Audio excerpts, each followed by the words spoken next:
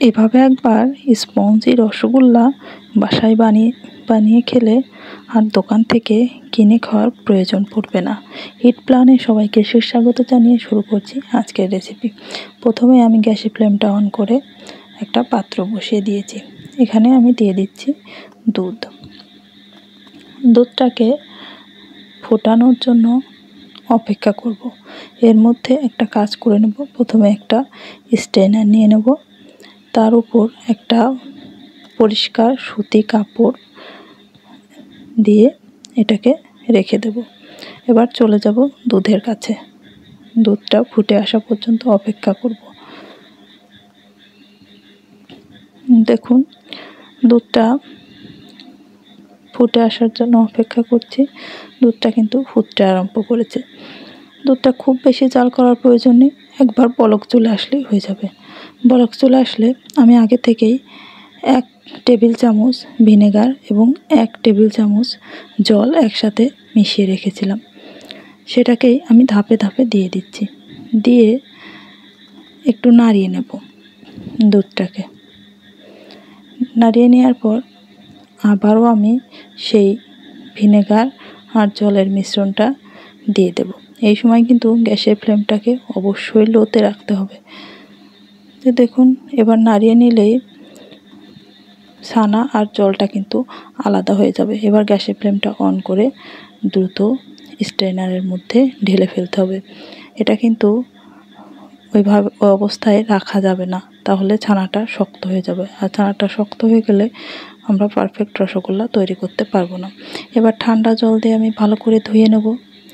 ঠান্ডা জল দিয়ে 3-4 বার ধুয়ে নেব, যাতে ভিনেগারের টক ভাবটা চলে যায়। এবার এরকম কাপড়টা দিয়ে বেঁধে এর উপর একটু হালকা ভারী জিনিস দিয়ে আমি 5 মিনিট রেখে দেব। জাস্ট 5 মিনিট রেখে দিলেই হবে। 5 মিনিট পরে আমি এটাকে খুলে নিচ্ছি। এখানে অনেকটা পনির হয়েছে। আমি এখানে 200 গ্রাম মতো ছানা নিয়ে নিচ্ছি। ছানাটা নিয়ে হাত দিয়ে ভেঙে নিয়েছি।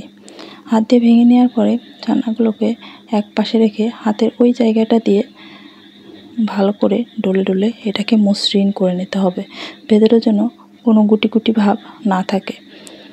এভাবে আমি 4 থেকে 5 মিনিট এরকম মুথে নিয়েছিলাম। তারপরে দেখুন, এভাবে মুথে নেওয়ার পরে যখন ছানাটা টান দেবেন, একদম প্লেট থেকে পরিষ্কার হয়ে উঠে আসবে। এই পর্যন্ত এটাকে মসৃণ করতে হবে। এরপর লেচি কেটে নেব।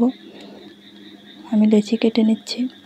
লেচিগুলো কাটা হয়ে যাওয়ার পরে এটাকে আমি রসগোল্লার মতো গোল করে নেব। দেখুন, এভাবে গোল করে নিচ্ছি। এটার গায়ে কিন্তু কোনো রকম ফাটা ভাব থাকা যাবে না। মসৃণ করে এরকম গোল করে নিতে হবে, তা না হলে পরে রসে দেওয়ার পরে কিন্তু ফেটে যাবে। তো হয়ে গেল। এবার আমি গ্যাসের ফ্লেমটা অন করে একটা প্যান বসিয়ে দিয়েছি। তার মধ্যে দিয়ে দিচ্ছি মেজারমেন্ট কাপের 1 কাপ চিনি এবং 5 কাপ জল, অর্থাৎ যতটুকু চিনি দিয়েছি তার 5 গুণ পরিমাণে জল দিয়েছি। এবার জলটা ফুটে ওঠা পর্যন্ত অপেক্ষা করব এবং নাড়িয়ে চিনিগুলোকে গলিয়ে নেব। জলটা যখন খুব টকবক করে ফুটতে আরম্ভ করবে, তখন একে একে আমি রসগোল্লাগুলোকে ছেড়ে দেব। এই পর্যায়ে গ্যাসের ফ্লেমটা কিন্তু হাইতেই থাকবে। রসগোল্লাগুলো ছেড়ে দিলে দেখবেন এগুলো কিন্তু নিচে থেকেই ঘুরতে থাকছে, নাড়িয়ে দেওয়ার প্রয়োজন নেই। সবগুলো ছাড়া হয়ে গেলে আমি ঢেকে দেব। ঢেকে এভাবে 10 মিনিট আমি ফুটিয়ে নেব। 10 মিনিট পরে দেখুন, এগুলো কিন্তু প্রায় ডাবল হয়ে গেছে ফুলে। তো এই পর্যায়ে গ্যাসের ফ্লেমটাকে আমি মিডিয়ামে করে আবারও 10 মিনিটের জন্য ঢেকে দিচ্ছি। 10 মিনিট পরে আমি এটাকে খুলে দেখাচ্ছি। দেখুন, একদম পারফেক্টলি কিন্তু রেডি হয়ে গেছে। একদম ফুলের দ্বিগুণ পরিমাণে হয়ে গেছে। কিভাবে বুঝবেন সেটাও দেখিয়ে দিচ্ছি। একটা বাটিতে আমি নর্মাল টেম্পারেচারের জল নিয়ে নেব। নিয়ে এবার একটা রসগোল্লা তুলে সেই জলের মধ্যে ছেড়ে দেব। যদি এটা জলের মধ্যে ডুবে যায়, তাহলে বুঝে নেবেন একদম রেডি হয়ে গেছে। দেখুন, আমারটা কিন্তু একদম জলে ডুবে গেছে। আর যদি জলে না ডুবে খানিকটা উঁচু হয়ে থাকে তাহলে আরও 5 মিনিট জাল করে নেবে। এবার আমি ঢেকে এভাবেই 2 ঘন্টা রেখে দেব, তাহলেই কিন্তু আপনি দোকানের মতো রেজাল্ট পাবেন।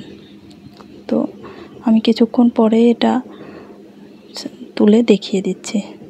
দেখুন কতটা পারফেক্ট আর কতটা নরম হয়েছে। আপনারা কিন্তু দোকানের মতো হতে হলে অবশ্যই 2 ঘন্টা এর মধ্যে রেখে দেবেন, তাহলে খুব ভালো হবে। এটা কিন্তু দোকানের মতোই স্পঞ্জি এবং রসে টইটুম্বুর হয়েছে। ভিডিওটা ইউটিউব থেকে দেখে রাখলে সাবস্ক্রাইব এবং ফেসবুক থেকে দেখে রাখলে ফলো করার অনুরোধ রইল। ভিডিওটা শেষ পর্যন্ত দেখার জন্য অসংখ্য ধন্যবাদ সবাইকে।